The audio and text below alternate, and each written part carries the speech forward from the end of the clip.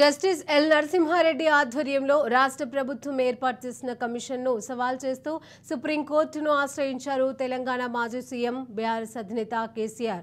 June 24న తాను దాఖలు చేసిన పిటిషన్ను కొట్టివేస్తూ తెలంగాణ హైకోర్టు ఇచ్చిన తీర్పును సవాల్ చేస్తూ కేసీఆర్ దాఖలు చేసిన పిటిషన్ను నేడు CJI DY Chandrachud, justice JB Bharatiwala, justice Manoj మిశ్రాలతో కూడిన ధర్మాసనం ముందు విచారణకు రానుంది.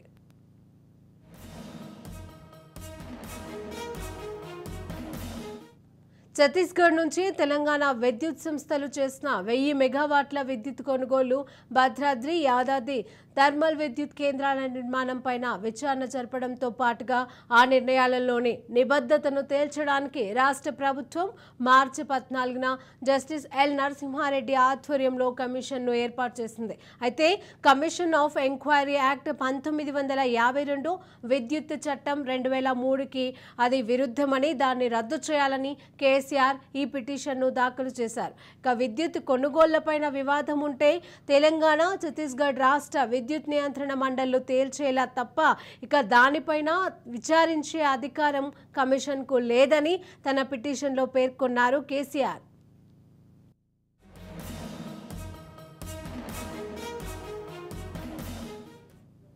ఇదే అంశానికి సంబంధించి మరిన్ని updates Telangana bureau chief Mahender Reddy అందజేస్తారు. మహేందర్ రెడ్డి. కేసీఆర్ మొత్తానికి విద్యుత్ కొనుగోలు పైన తెలంగాణ రాష్ట్రంలో చాలా వరకు కూడా అనేక అనుమానాలు ఉన్నాయన్నట్టుగా గతంలో ఇటు ముఖ్యమంత్రి రేవంత్ రెడ్డి చెప్పడం జరిగింది. అలాగే ఇప్పుడు అదే తీరుపై కమిషన్ కూడా ఏర్పాటు చేయడం, మరి ఆ కమిషన్ కేసీఆర్ తో పాటు చాలా మంది వివరాలు ఎత్తుకుంటుంది. అయితే ఇప్పుడు కేసీఆర్ తాను కమిషన్ విచారించకూడదు అనేటువంటి అంశం పైన ఇప్పటికే ఆయన సుప్రీంకోర్టు, హైకోర్టును ఆశ్రయించారు. తర్వాత అంతకుముందు 12 పేజీలకు లేఖ రాశారు.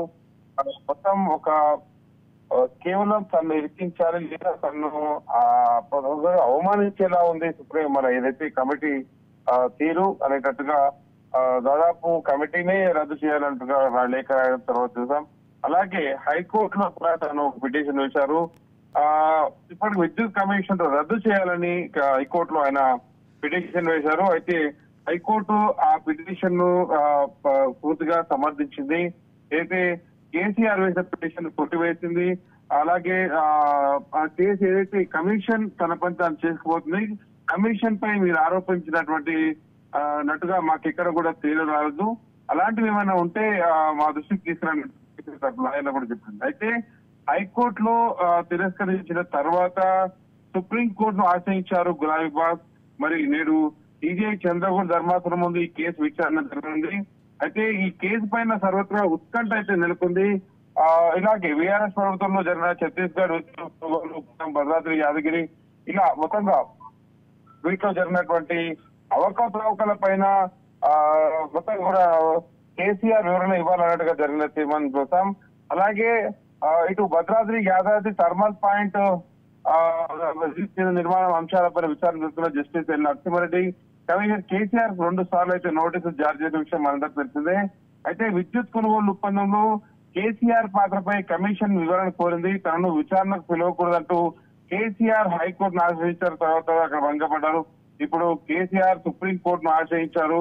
మరి దీన్ని ధర్మాసనం ముందుకు రానుంది. మరి ఇప్పుడు ఏం జరగబోతుంది? మరి సుప్రీంకోర్టులో, హైకోర్టులో చుక్కెదిరినట్టుగా సుప్రీంకోర్టులో తనకు అనుకూలంగా కేసు వస్తుందా, లేక ఇక్కడ కూడా చుక్కయ్యే ఎదురయ్యే అవకాశం ఉందా అనే దానిపై అయితే ఒక ఉత్కంఠ అయితే నెలకొన్న పరిస్థితి కనిపిస్తుంది.